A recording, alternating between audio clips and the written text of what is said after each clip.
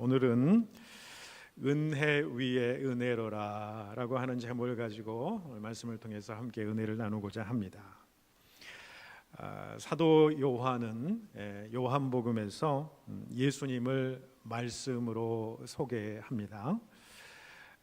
요한복음에서 그 말씀은 바로 로고스다 이렇게 얘기를 했습니다. 사도 요한이 설명하는 로고스, 즉 예수님은 어떤 분이셨습니까? 창조 이전부터 우리 하나님과 더불어서 함께 계셨던 분이시다. 그리고 그 예수님은 말씀 그 자체이시다 그렇게 얘기를 했습니다. 그 말씀으로 천지를 창조하신 분이시다.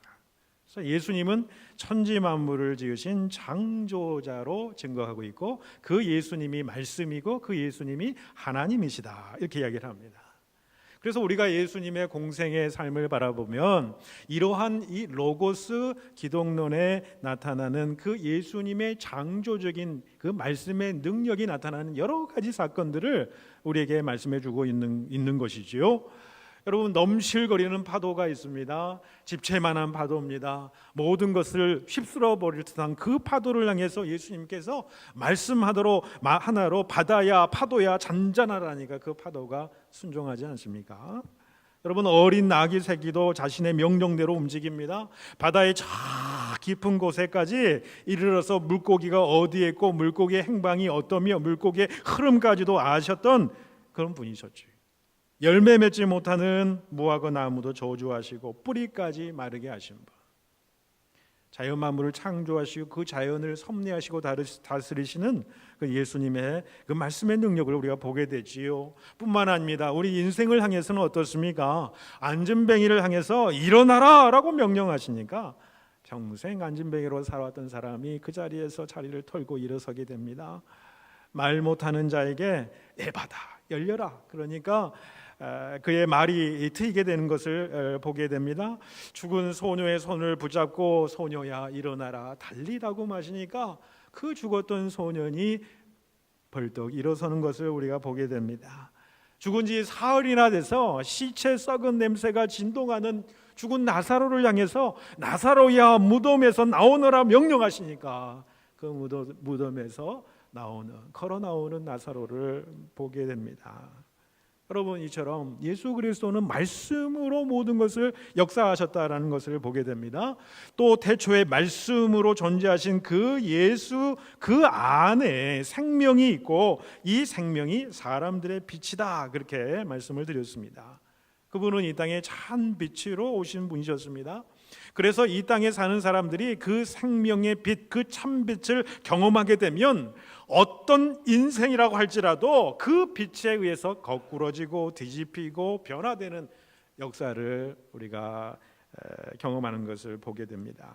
그 역사를 통해서 하나님의 사람들을 세우셨고 그들을 통해서 그리스도의 생명의 빛을 세상 가운데 비추이셨지요. 그것이 바로 여러분 기독교의 역사이지 않겠습니까? 그러므로 우리는 말씀으로 그리스도를 만나게 될 줄로 믿습니다. 그 말씀 안에서 하나님을 우리가 인격적으로 만나게 됩니다. 그 말씀이 우리 안에 임할 때에 생명력이 있게 되더라는 거지요. 그 말씀이 생명력이 있고 살아있고 활동력이 있다 그랬습니다. 왜 그렇습니까? 그 말씀의 능력이 말씀 하나로 생명을 창조하시고 천지 우주 만물과 모든 인류 역사를 운행하시는 그 하나님, 그 주님의 말씀이 그 안에 거하기 때문이라는 것입니다. 주님께서 그 말씀을 통해서 우리 안에 임하시면 그 말씀이 우리 안에 살아 역사하시는 거지요. 그래서 우리로 하여금 믿음에 이르게 합니다. 우리 안에 생각지도 못했던 일들을 하나님께서 그 말씀의 능력으로 우리를 깨닫게 하고 생각나게 하는 것이죠. 전혀 불가능했던 일들을 그 말씀의 능력으로 우리를 가능케 하기다. 그 말씀의 능력 안에서 우리를 회복해 하고 우리를 치유하고 우리를 새롭게 하시는 그 능력이 말씀 가운데 거한다라는 사실입니다. 이 말씀을 통해서 주님께서 역사하신다라고 하는 큰 주제가 바로 우리 요한복음의 전체의 주제의 말씀이라는 거예요. 특별히 오늘 말씀은 그 말씀을 더 심층적으로 세부적으로 말씀을 하는데, 여러분 14절, 본문이 시작되는 14절을 보시면은 말씀이 육신이 되어서 우리 가운데 거하셨다, 이런 표현을 쓰는 것을 보게 되지요. 여러분, 우리가 이 말씀을 늘 들어와서 익숙해진 말씀이라고 생각하지만, 말씀이 육신이 되었다, 하나님이 이 땅 가운데 육신을 입고 이 땅 가운데 내려오셨다, 여러분 생각해 보시기 바랍니다. 무한하신 분이시고 전능하신 분이시죠. 그리고 우리가 살아가는 이 시간과 공간을 창조하시고 이 시간과 공간을 초월하신 그 하나님께서 유한하고 또 시간과 공간에 제한받는 이 세상에 사람의 모습으로 이 땅 가운데 오셨다라는 거예요. 여러분, 이것은 사실은 엄청난 대단한 일이 아닐 수가 없습니다. 창조주 하나님께서 왜 그렇게 하셔야만 했을까요, 여러분? 여러분, 이 질문에 대해서 여러분 이성적으로 판단이 되십니까? 이해가 되십니까? 왜 천지 만물을 하나님 말씀 하나로 창조하시고 섭리하시고 구속하시고 심판까지도 하시고 모든 사람을 다시 하나님의 사람을 만들 수 있는 하나님의 능력의 말씀이 있는데도 불구하고 말씀으로 한 말씀이시면 될 텐데 왜 그 하나님이 이 땅 가운데 내려오셨나요? 여러분, 이해되십니까? 저는 수많은 세월 동안 신학을 공부했습니다만은 신비입니다. 알 수가 없습니다. 내 인간적인 생각과 지혜로는 왜 도대체 하나님이 이 땅 가운데 육신의 옷을 입고 이 땅 가운데 내려와 되셨는지 전혀 저는 이해가 되지 않아요. 이성적으로 합리적으로 설득되지 않는다는 이야기예요. 여러분, 이것은 신비입니다. 하나님의 생각과 우리 인간의 생각의 차원이 다른 거죠. 하나님의 길이 있으면 우리 인간의 길로 그 하나님의 길을 어떻게 재단할 수 있겠느냐라고 한다는 그런 사실이죠. 인간의 언어로 이 사실을 어떻게 표현할 수 있냐라는 것입니다. 인간의 이성적인 능력으로 이 사실, 말씀이 육신이 되어서 우리 가운데 거하시는 그 하나님을 우리가 어떻게 이해하나요? 너무나도 신비스러운 거예요. 사실은 너무나도 아름다운 일입니다. 그 자신을 낮추시는 일이잖아요. 그래서 우리가 보기에는 너무나도 황송하고 송구스러운 그러한 장면이라는 거예요. 그렇기 때문에 요한은 어떻게 표현을 합니까? 그 아들, 말씀이 육신이 되어서 이 땅 가오신 그 아들의 모습이 뭐예요? 아버지의 독생자의 영광이다, 영광이다, 이렇게 표현을 했던 것이죠. 예수님께서 이 땅에 오신 사건은요, 이 세상 만물을 창조하시고 또 이 세상 만물 모든 우주의 인류의 역사를 시작하게 하신 분이 직접 이 세상 속으로, 이 세상의 역사 속으로 들어오신 사건이다. 인류 역사에 있어서 가장 획기적인 사건이에요. 가장 위대한 사건, 말씀이 육신이 된 사건이에요. 여러분, 그 역사를 영어로 히스토리 이렇게 얘기하지 않습니까? 그래서 많은 요즘에 그 페미니즘 연구 운동가들, 여성 운동가들은 왜 히스 스토리냐, 왜 남자들의 이야기냐 그렇게 이야기하면서 히스 앤드 허 스토리다 이렇게 불러야 된다라고 이야기를 합니다만은, 여러분, 본래 히스토리는 소문자로 시작되는 것이 아니고요, 대문자 H로 시작되는 게 히스토리입니다. 그건 무엇을 의미합니까? 우리의 신앙적으로 우리가 생각해 보면 막연한, 아니 영향력 있는 그 소수의 그 남자들에 의해서 이 역사가 이루어지는 것이 아니라 오직 그 한 분이에요. 오직 한 분, 예수 그리스도의 이야기예요. 그게 역사예요. 예수 그리스도가 역사의 주인이 되셔서 이 역사를 섭리하시고 이끌어가시고 나아가신다라는 거예요. 그 역사는 예수 그리스도의 이야기다라는 거예요. 여러분, 그래서 여러분 참 신기하지요. 인류 역사가 예수가 육신을 입고 이 땅에 오신 날을 기점으로 해서 BC와 AD로 남겨집니다. 갈리게 되는 거죠. 여러분, BC는 Before Christ잖아. 예수님 이전의 세계를 이야기하는 것이고, AD는 아노 도미니라고 하는 라틴의 약자인데 바로 주의 해라는 뜻이에요. 바로 예수님이 말씀이 육신이 되어서 이 땅 가운데 계신 예수 그리스도, 그 예수 그리스도를 따라서 인류 역사가 나뉘어졌다라는 거예요. 그런데 사실은 예수님 이전의 역사는 예수님이 역사하신 역사가 아닙니까? 아닙니다. 모든 역사는 다 주님께서 하신 역사예요. 단지 이 땅에 오시기 전에 눈에 보이지 않는 창조주와 섭리자로 역사를 하셨던 분이죠. 그런데 그분이 이제는 그 창조주 주님께서 우리의 모습을 입으시고 우리와 함께 하시는 역사예요. 주님이 오신 이후의 역사는 완전히 질적으로 다른 역사다라는 거예요. 여러분이 인류 역사를요 몇십억 년 이렇게 이야기하기도 하지 않습니까? 과학적으로 우리가 이야기를 하면 엄청난 이 역사를 가지고 있을 것입니다. 그런데 우리가 예수님이 오셔서 지금까지는 2000의 역사밖에 되지 않아요. 그러나 그 수많은 인고의 그 세월 동안 그 세월을 가장 중점적으로 중심 지우는 그 사건이 뭐냐면 바로 예수 그리스도가 육신을 입고 이 땅 가운데 오셨다라고 하는 사건이에요. 저는 영어에서 BC와 AD를 이야기를 할 때 조금 여러분 의아심이 저한테 있었는데 여러분은 어떠신지 모르겠어요. 왜 BC는 Before Christ에서 영어로 약자로 쓰고 왜 AD는 라틴어로 쓰냐 이거예요. BC를 했으면 After Christ 보면 AC가 돼야 되는데 왜 여러분 AD가 돼야 되냐는 거예요. 거기에 대해서 찾아보았지만 답을 찾을 수 없었어요. 그런데 저는 이런 생각을 했습니다. AD라고 하는 것은 라틴어 약자이지 않습니까? 아노 도미니라고 하는 뜻이에요. 아노 도미니라는 것은 주님의 해, 주님의 해라고 하는 뜻이에요.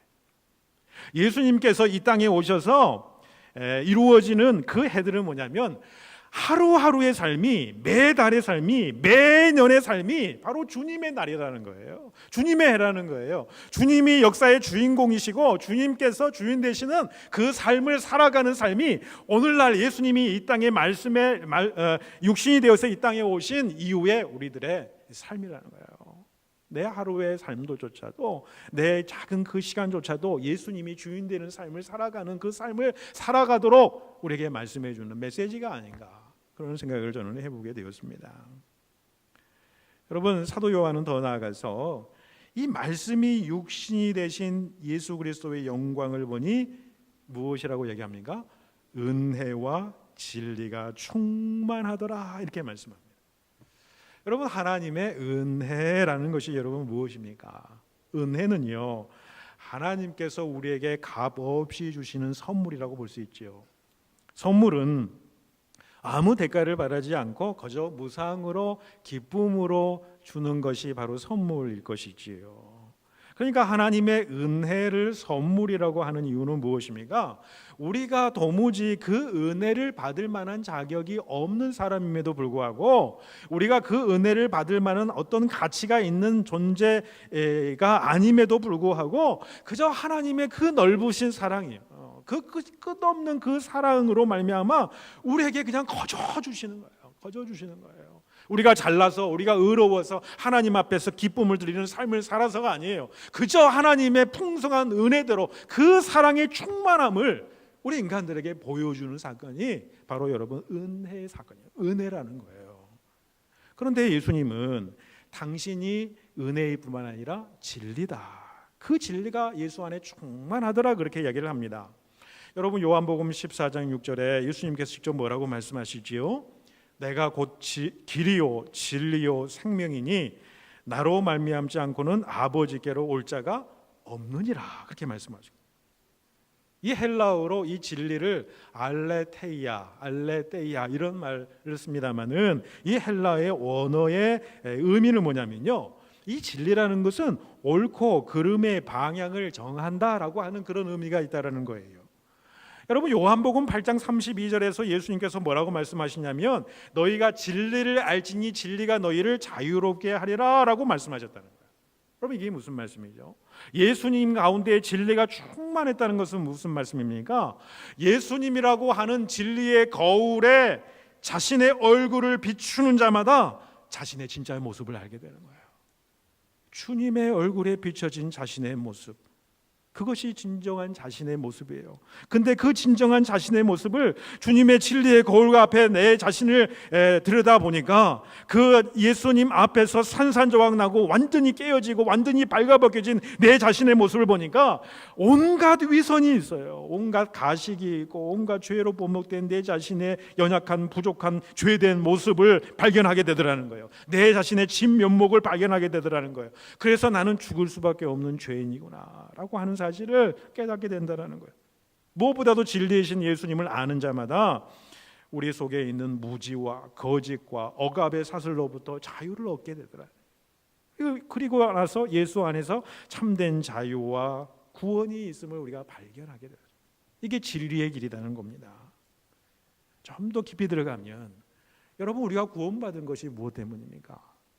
우리가 잘나서 우리가 의로운 삶을 살아서가 우리가 구원받은 게 아니잖아요. 우리가 구원받은 것은 은혜가 충만하신 주님으로 말미암아, 사랑이 풍성하신 그 하나님의 사랑으로 말미암아 그 은혜로 우리가 구원받았다라는 거예요.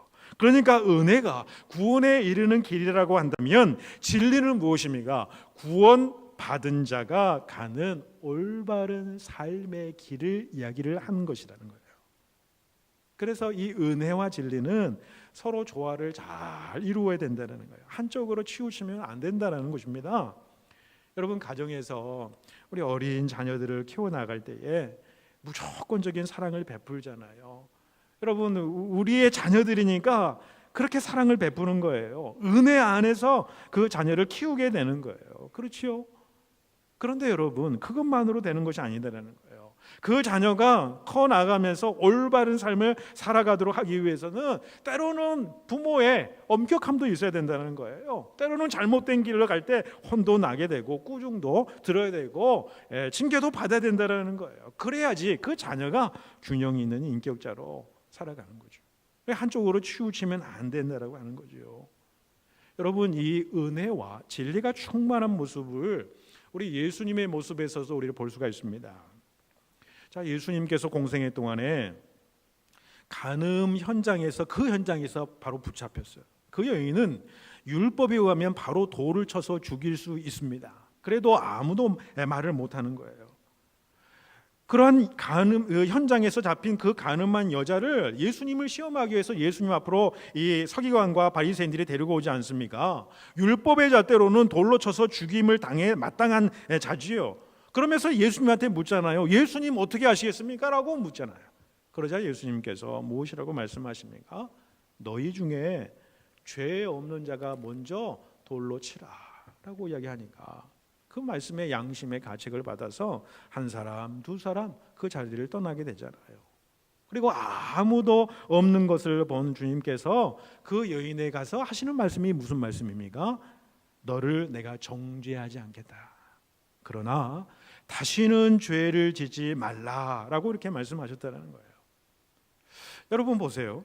율법의 현장에서 돌에 맞아 죽어야 하는 여인을 다시 살려내는 것은 뭐예요? 예수님의 은혜예요. 그 사랑이에요. 그 죄인을 죄값을 치르지 않게 그 용서하시나 예수님의 은혜가 그를 다시 살려낸 것이죠. 그런데 다른 한편 다시는 죄를 짓지 말라고 당부하는 것은 주님의 진리를 나타내는 것을 얘기하는 거예요. 은혜로 생명을 구원받게 하신 것이죠. 그러나 그 이후에 주님은 간음한 여인에게 예수님을 따르는 진리의 삶을 강조하신 거예요. 가서 다시는 죄를 짓지 말라는 거예요. 회개하고 변화된 삶을 살아가라 라고 하는 그런 말씀이겠죠. 이 진리만을 주장했던 서기관들과 바리새인들과는 달리 예수님은 그 여인에게 먼저 은혜를 베푸신 다음에 진리를 선포하는 것을 우리가 보게 된다는 거예요. 여러분, 은혜 없이 진리만 강조를 하게 되면요, 그것은 어떤 모습으로 나아가게 되냐면 자신의 의로움을 드러내는 율법주의자로 전락할 수가 있다는 거예요. 반대로 진리가 없이 은혜만 강조하면 도덕적인 무관심을 낳게 되는 거예요. 그냥 나는 은혜만 풍성히 받으면 그것으로 끝이야. 내 삶의 문제는 진리를 따르는 삶과는 아무런 관계가 없어. 그 은혜만 풍성히 누리면 되는 거야. 진리를 따르는 삶의 능력이 상실되어 버리는 거예요. 여러분, 신앙생활 할 때도 이성이 강한 사람이 있어요. 이성적인 신앙인이라고 자기를 내세우는 사람들이 있어요. 이성적으로 강한 사람은요, 때로는 은혜가 필요합니다. 은혜로 채워져야 돼요. 그런데 감정적인 은혜만, 감정적인 요소만 가득하고 그 은혜가 풍성하기만을 바라는 그런 사람들의 그 어떤 신앙에는 반드시 또한 무엇이 필요하냐면 어떤 말씀에 대한 이성적인 지혜도 필요하다는 거예요. 왜냐하면 이성과 감성은 하나님께서 주신 성품이에요. 둘 다 중요해요. 은혜와 진리가 충만하신 것처럼 우리는 이렇게 균형 잡힌 신앙으로 삶을 살아야 된다는 거예요.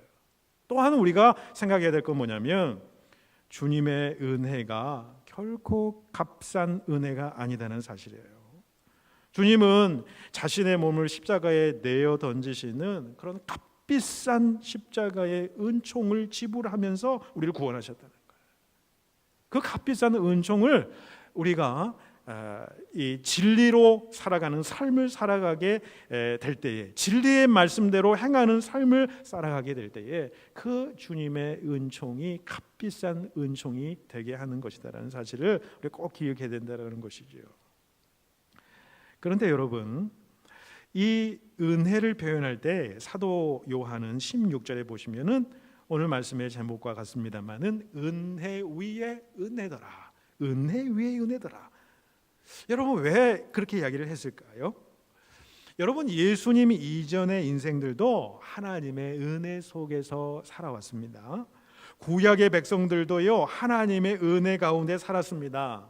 믿는 백성이나 믿지 않는 백성들이나 모두가 다 하나님이 베푸시는 그 은혜 가운데 살아가는 거예요. 하나님이 지으신 그 세계에서 살아가고 있다는 거예요. 그분이 주시는, 그 하나님이 주시는 햇빛과 비를 값없이 누리면서 살아가는 사는 삶을 살아가는 것이죠. 내가 하나님을 믿지 않아도, 예수님을 구주로 영접하지 않아도 하나님께서는 뭐예요? 그 햇빛을 악인과 선인에게 골고루 비치시고 그 비를 의로운 자나 불리한 자나 모두에게 다 내려주셨다, 그 말씀을 하는 거예요. 이게 무엇입니까?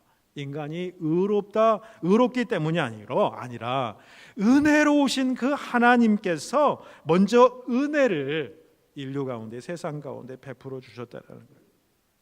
이거를 여러분 선행 은총이다, 그렇게 이야기를 합니다. 이건 대가 없이 그저 하나님께서 우리에게 주시는 은혜예요, 은총이에요. 이 일반 은총을 우리가 누리면서 살아가고 있더라고 하는 사실입니다. 그런데 그 일반적인 은혜만 가지고는 인생들이 하나님의 진실을 충분히 이해하고 따르지 못하기 때문에 하나님은 특별한 은혜, 특별한 은총을 주신 거죠. 그의 아들을 통해서 특별한 은혜를 인생 가운데 허락해 주신 것입니다. 그래서 오늘 본문은 그 주님의 은혜를 은혜 위에 은혜다, 그리고 그 은혜 위에 은혜를 베푸시는 그 주님의 놀라운 은혜를 무엇으로 표현하면 충만함으로 표현하고 있다는 것을 보게 됩니다.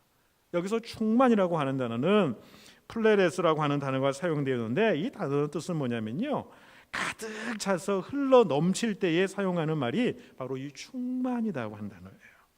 그러니까 이 충만이라고 하는 단어는 주님의 역동적인 역사를 의미하는 것입니다. 그리스도에게서 차고 넘치는 그 은혜의 샘물이 흘러 넘치게 되어서 사람들한테 그 은혜가 생명수처럼 흘러 넘치게 되는 그런 것들을 이야기하는 것이죠.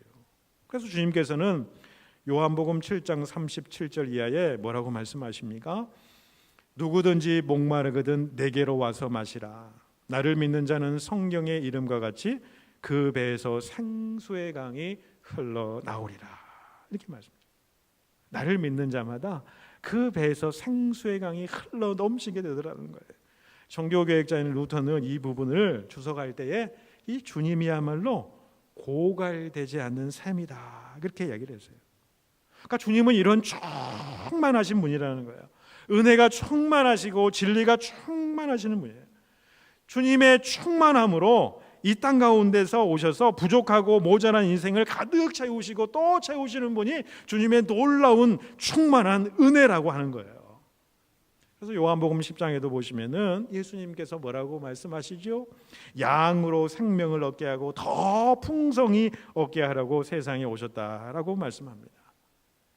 여러분, 이러한 하나님의 놀라운 은총을 깨달아 알았던 이 구약의 사람을 예로 들려고 하면 저는 다윗을 들 수가 있겠다 생각을 듭니다.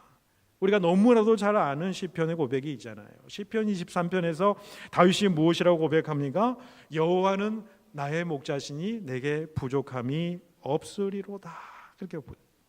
여호와가 내 목자 되시니 내 인생 가운데 부족함이 없으리로다 이렇게 이야기를 하는 거예요. 풍족한 하나님의 은혜와 그 은총 가운데 그 은혜를 누리는 삶을 살아가는 그 자신의 모습을 이야기하는 것이죠. 내게 부족함이 없다고 해서 여러분 그를 둘러싼 상황이 늘 좋고 늘 풍족한 그런 상황이었습니다. 그렇지 않다라는 거예요. 주 하나님 한 분만 계심으로 말미암아 내가 그 은혜 가운데 접어들면 모든 것이 다 충만해지고 부족함이 없게 느껴진다라는 거예요. 그 안에 평강이 있고 자유함이 있다라는 거예요. 그런데 외부의 세계는 어때요? 다윗을 둘러싼 외부의 적이 그를 침입하고 그를 넘어뜨리러 가는 세력이 있다라는 거예요. 사망의 음침한 골짜기가 그의 삶의 골짜기마다 있었다라고 하는 이야기예요.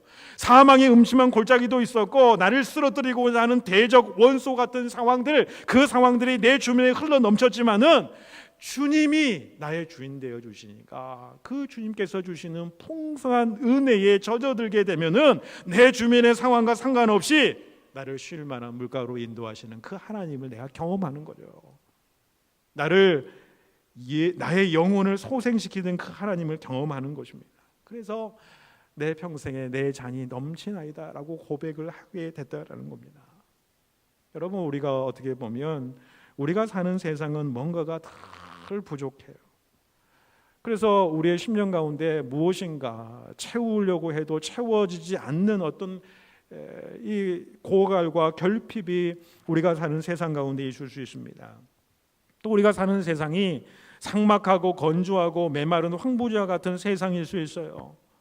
그런데 이 세상 가운데 주님의 놀라운 은총의 역사가 충만한 역사가 우리 가운데 임하시게 되면 뭐예요? 그분을 나의 구원자로 여기고 그분을 주님으로 여기고 그분이 나의 영원한 동반자요, 그분이 나에 계시면 그분이 나의 삶을 인도하시는 목자가 되어주시면은 사막과 같은 건조한 이 세상 속에서도 내가 그 은혜로 말미암아 부족함이 없으리로라 라고 하시는 그런 믿음의 고백을 하나님 앞에 올려드릴 수 있다는 거예요. 그 주님만이 이 삭막한 세상에서 우리를 쉴 만한 물가로 인도하시고 우리를 안식의 길로 인도하시고 때로는 우리의 영혼을 소생시키시고 어두움과 암흑 가운데 있는 우리의 삶의 모습 가운데에 밝은 빛으로 비춰주셔서 우리의 삶을 하나님의 영광 가운데에 우리의 삶을 이끌어 가시는 그 주님. 그래서 하나님께서 뭐라고 하십니까? 로마서 8장 32절에 보시면 자기 아들을 아끼지 아니하시고 우리 모든 사람을 위하여 내주시니가 어찌 그 아들과 함께 모든 좋은 것들 우리에게 주시지 아니하시겠느냐 라고 말씀합니다. 여러분, 넓은 대양에 물고기가 있어요. 근데 그 물고기가 바닷물이 마를 것을 염려하겠습니까? 여러분, 공중에 나는 새가 있는데 그 공중에 나는 새들이 자신이 날아갈 공간이 없어질까 봐 염려하겠습니까? 말도 안 되는 염려지요. 그러나 이 말도 안 되는 염려를 그들이 하는 것보다 더 염려를 말아야 될 것이 무엇이냐면은 하나님의 자녀들에게 부어주시는 하나님의 은혜의 풍성함이다라는 거예요. 또 앞으로 풍성하게 더 임할 하나님의 놀라운 은혜라는 거예요. 그 은혜는 결코 마르는 법이 없다는 거예요. 그래서 그 하나님의 은혜와 사랑에 대해서 여러분, 오늘 우리가 이후에 찬송에 부르겠습니다마는 뭐라고 고백합니까? 내 주 하나님, 넓고 큰 은혜는 저 깊은 바다보다 깊다라고 그렇게 표현하잖아요. 또 찬송가 다른 우리가 자세히 잘 부르는 은혜 찬송가 중에 뭐라고 이야기를 합니까? 여러분, 그 넓은 하늘을 두루마리 삼고 그 넓은 바다 대양을 먹물 삼아도요, 그래서 그 먹물 삼아 그 하늘의 두루마리에 하나님의 은혜와 사랑을 다 기록한다고 해도 그 하나님의 사랑과 은혜를 기록할 수 없다고 그렇게 고백하잖아요. 여러분, 그것이 바로 하나님의 은혜예요. 하나님이 사랑하는 자녀들을 향해서 하나님께서 베풀어 주시고자 하시는 그 하나님의 풍성하신 은혜, 충만함의 은혜, 차고 넘치도록 흘러 넘치도록 주시고자 원하시는 하나님의 그 은혜라고 한다는 그런 사실입니다. 여러분, 그 은혜를 사모하여 누리게 되는 저와 여러분 되시기를 축복해 드립니다. 여러분, 존 스토트 목사님이 이런 말씀을 했어요. 믿음의 역사, 우리의 삶의 변화 역사는 어떻게 일어나는가? 하나님의 은혜가 베푸는 것을 내가 받아들일 때 비로소 하나님이 역사하신다, 이런 말씀을 했어요. 여러분, 이게 무슨 의미일까요? 우리의 믿음의 역사는요, 우리가 감당할 수 없을 것 같은 하나님의 놀라운 역사는 어떻게 이루어져요? 우리가 하나님의 은혜를 사모합니다.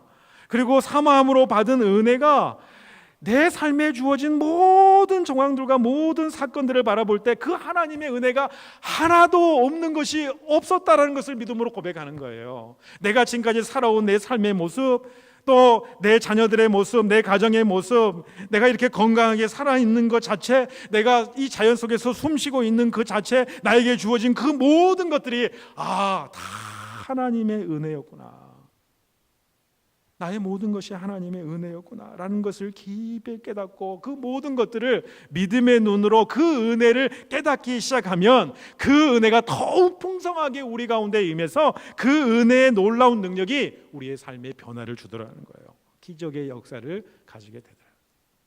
우리의 믿음의 역사라는 게 무엇입니까? 하나님께서 나에게 베풀어 주시는 그 은혜에 감사하는 마음으로부터 시작이 되고, 그 은혜를 감사하고 그 은혜를 또 사모하면 사모할수록 더 풍성하신 하나님의 놀라운 은혜, 마르지 않는 샘과 같은 그 은혜가 우리 심령 가운데 부어지게 될 것이고, 우리 가정 가운데 부어지게 될 것이고, 우리 교회 가운데 부어지게 될 줄로 믿습니다. 때로 광야 같은 인생길을 우리가 살아갑니다. 그러나 주님 주시는 풍성하고 충만한 은혜 가운데 거하시고요, 그분의 진리 따라 살아가심으로 말미암아 주님 안에서 참된 부족함이 없는 인생, 우리 인생에 고갈되지 않는 샘 되신 주님 안에서 복된 인생 살아가시는 여러분과 제가 되시기를 간절히 축복해 드립니다. 기도드리겠습니다.